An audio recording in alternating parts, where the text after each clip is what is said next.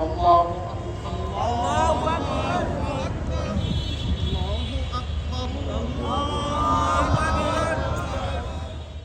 দাবদাহে পড়ছে মাঠঘাট, অতিষ্ঠ জনজীবন। এমন আবহাওয়া উপেক্ষা করেই সিজদায় নত ধর্মপ্রাণ মুসল্লিরা। উদ্দেশ্য সৃষ্টিকর্তার অনুগ্রহে এক পশলা কল্যাণের বৃষ্টি, যা স্বস্তি দেবে জনজীবনে। সকালে রাজধানীর ধূপখোলা মাঠে শত শত মানুষের উপস্থিতিতে ইস্তিসকার নামাজ হয়। দক্ষিণ সিটি কর্পোরেশনের ৪৫ নম্বর ওয়ার্ড কাউন্সিলর মোহাম্মদ শামসুজ্জোহার উদ্যোগে নানা শ্রেণী পেশার মানুষ এই নামাজে অংশ নেন।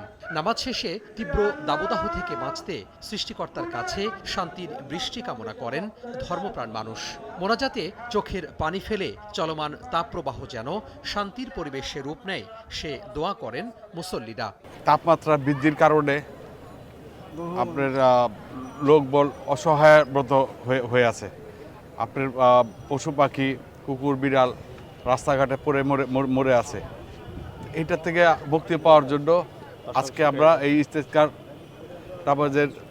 নামাজ আদায় করলাম, যে আল্লাহ তাআলার কাছে আমরা দোয়া প্রার্থনা করলাম যাতে আমাদের এই দুর্যোগ থেকে আমাদের আল্লাহ তাআলা যাতে রক্ষা করে।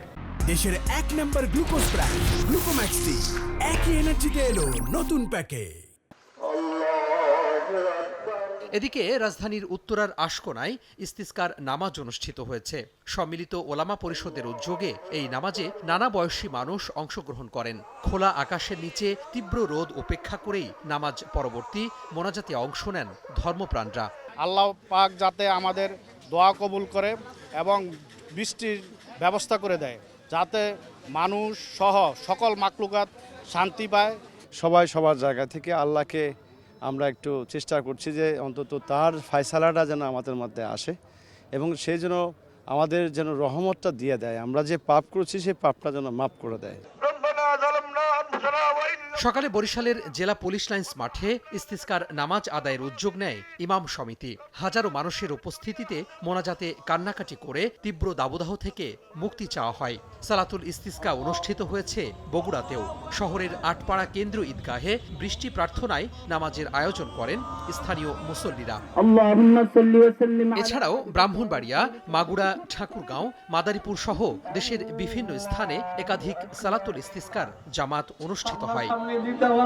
তোহা খান তামিম, সময় সংবাদ, ঢাকা।